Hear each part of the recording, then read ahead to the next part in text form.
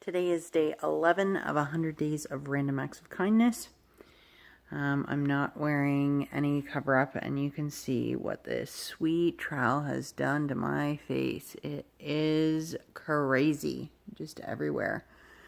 Yeah, it's really hard to look at, actually. And then this sweet, sweet visitor. So yeah, I don't know, like I'd say I'm embarrassed, and that's how I feel. Like I feel gross, but I don't know. What do I do? Not take this drug?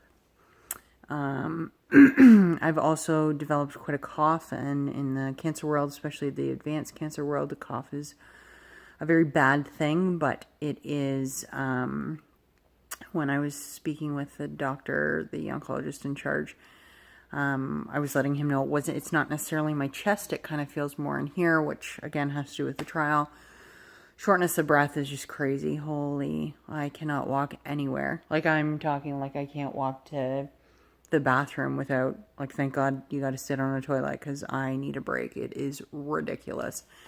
Leah and I were talking about it last night, and I've never been in like tip-top shape, but living in Ottawa, you walk everywhere, and anytime that we'd walk like kilometers and kilometers and kilometers, the only reason I'd really need a break is because like my legs were tired or my feet hurt or whatever. It was never my lungs.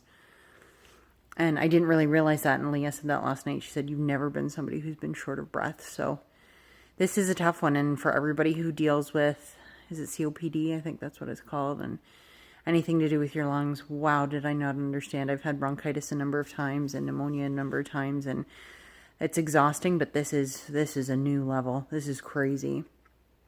I had a horrible night's sleep, to be honest with you. I think I made it to about 6 or 7 a.m.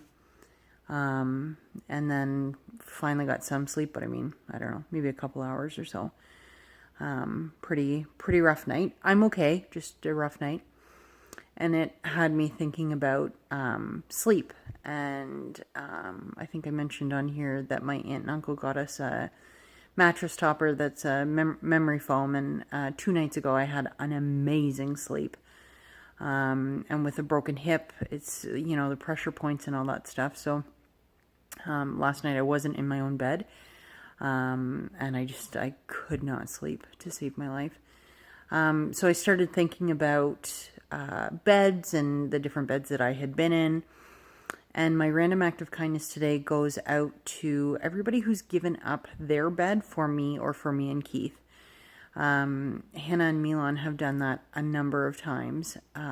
So they would take the spare room, because I am such a troubled sleeper, and there's a TV in there in case I can't sleep, and it's a bed versus a futon, and there is a little more circulation in that room. And I've always taken sleep for granted. Well, up until I had cancer, I was always a really good sleeper, and then cancer happened, and whether it's my mind racing, which 90% of the time that's what it is, or my pain or whatever it is, I just really struggle to sleep.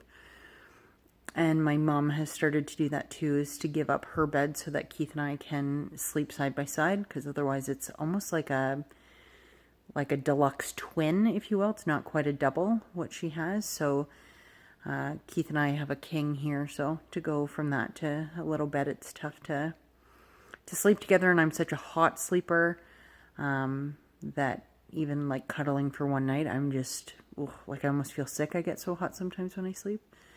So I just wanted to talk about random acts of kindness that don't cost money, because I know sometimes I do talk about these incredible things that people have done, but there are also a lot of things that you can do for somebody who has cancer and that doesn't involve money.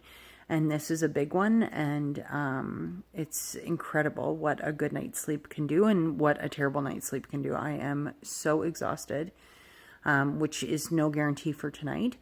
But just to think when somebody, your bed is very personal, and to give that up for somebody really means a lot to me. And so I really appreciate it. I just think that that is like the ultimate kindness, act of kindness, to give up your bed, and that's today. So I hope you guys are having a great day. Thanks so much for following along, and I'll talk to you tomorrow.